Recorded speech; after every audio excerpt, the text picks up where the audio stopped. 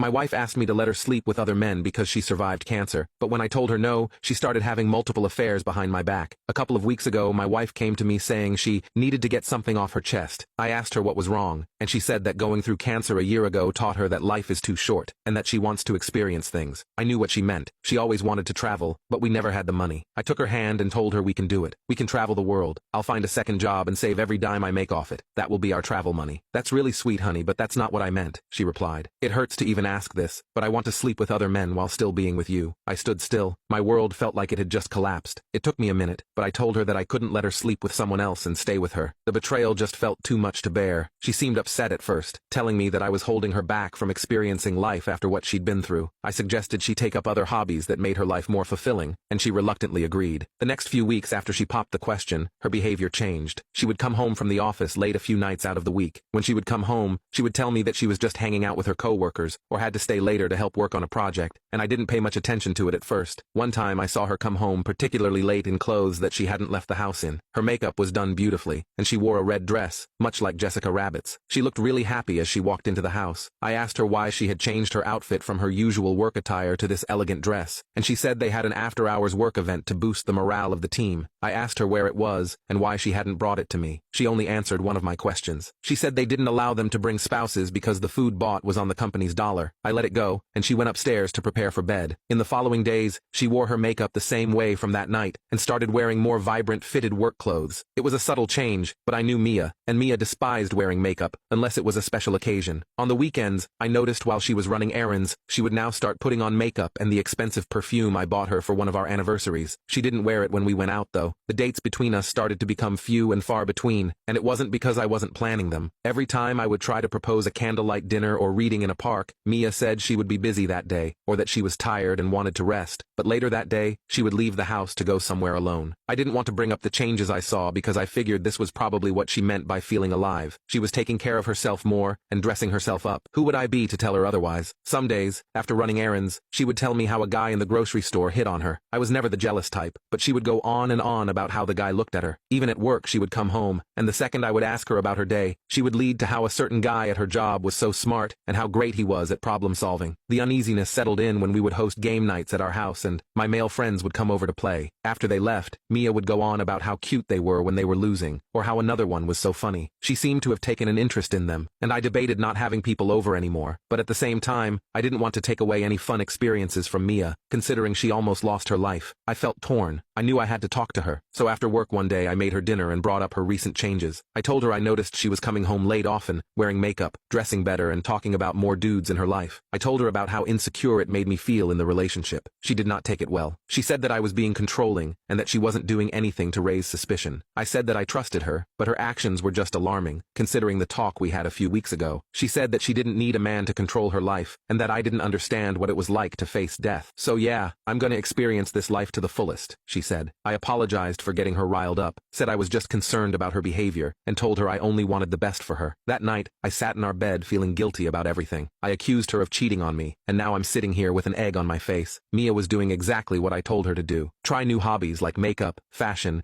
and being more sociable, and here I was telling her to stop because it made me feel uncomfortable. I felt terrible. I was too strict on her. Then I began to think, why was she only more sociable to men? The feeling of potentially being toyed with ate at me. One moment, I felt that she was playing me and using cancer as a cover-up for her true intentions, and the next moment, I felt guilty for convincing myself of this. It had been weeks since our last date. Every night that Mia would come home, it would be almost my bedtime. We didn't talk much other than an occasional, "How was your day?" or "Could you pick up milk on your way home?" Mia started going on weekend trips, and whenever I asked her where she was going, sometimes she would say she was just out with her girlfriends. Other times, she claimed it was for her job. I told her it was weird that they had her working late and asking for time on the weekends, and she said that it was because of some big project they were preparing for. I asked her if I could tag along, and she accused me of not trusting her. She seemed really upset every time I asked her, so after a while, I would stop asking and tell her goodbye, and to be safe. One day, she came home from work, late again as usual, and spoke to me first. I hadn't experienced this for a long time, and I was excited to talk to her. She asked me if I had time to talk, and I said of course. She then dropped another bomb on me. She asked if we could open our marriage, and went on to talk about all the benefits we would have. She said we would both be happier, and that we would no longer have to worry about being jealous of each other, because we both would establish ground rules in the beginning. I couldn't believe what I was hearing. My heart felt just as broken as when she asked for my permission to cheat on me the first time. I felt a lump in my throat and looked at her. I knew that I didn't want anybody else. She was waiting for my answer, and I saw the look on her face was of desperation. I told her that I still didn't feel comfortable opening our marriage, and she began to cry. She cried and pleaded. Mia told me that surviving cancer was the biggest eye-opener for her, and changed her life. She said she craved more excitement out of life now, to make up for the years that were robbed of her from the constant suffering.